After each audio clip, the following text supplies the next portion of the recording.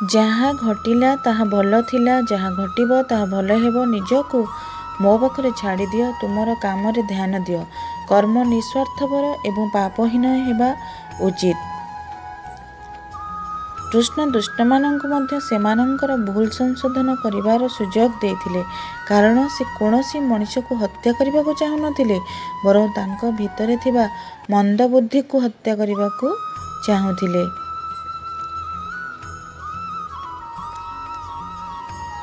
भल जिनिस गुड़िक संदेहर इंक सहित संपर्क पृष्ठारे केबे भी लेखा जाए नहीं। तेणु तुमर मनर उभय चिंताधारा एवं संपर्कर आधार को भल रख।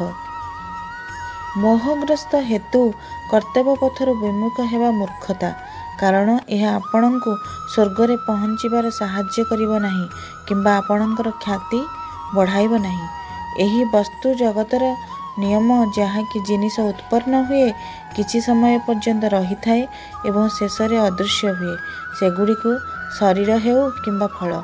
जदि जने व्यक्ति मते प्रेम भक्ति सहित फूल फल जल प्रदान करे, तेबे मु ताकु सम्मान अनुभव सहित ग्रहण करे।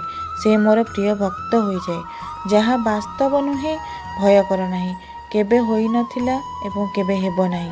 वास्तव जहाँ सर्वदा सेठारे अछि एवं केबे भी नष्ट होई परिबो नाही। जीवन रे दुख उत्पन्न हेबार कारण आमर आशा अधिक। एही आशा छाड़ी दियो एवं देख जे जीवन रे सुख ही सुख। जन्म हेले जेपरि मृत्यु निश्चित अटे, सेपरि मृत्यु हेले आत्मार जन्म निश्चित। तेणु अपरिहार्य विषय पई दुख करंतु नहीं। श्रीकृष्ण कहिछन्ति, जदि केही आपणको दुख देइछन्ति तेबे खराब भावन्तु नहीं। लोक माने सेही गछ उपरे पत्थर फिंगती जार मीठा फल थाए। यह सत्य जे जने व्यक्ति भूल करी किछि शिखे, किंतु यार अर्थ नुहे जे से तांको जीवन सारा भूल करिबा उचित एवं आमे शिखु बोली कहिबा उचित। स्वार्थपरता हेतु आपण संपर्क गढ़ा को जेते चेष्टा कले मध्य से संपर्क तिष्ठि रहे नाही एवं प्रेम द्वारा निर्मित संपर्क को भांगिबा को आपण जेते चेष्टा कले मध्य से माने केबे भी भांगंती नाही। आपण मानक मो वीडियोटी भल लागुतिले लाइक शेयर सब्सक्राइब करंतु। जय जगन्नाथ।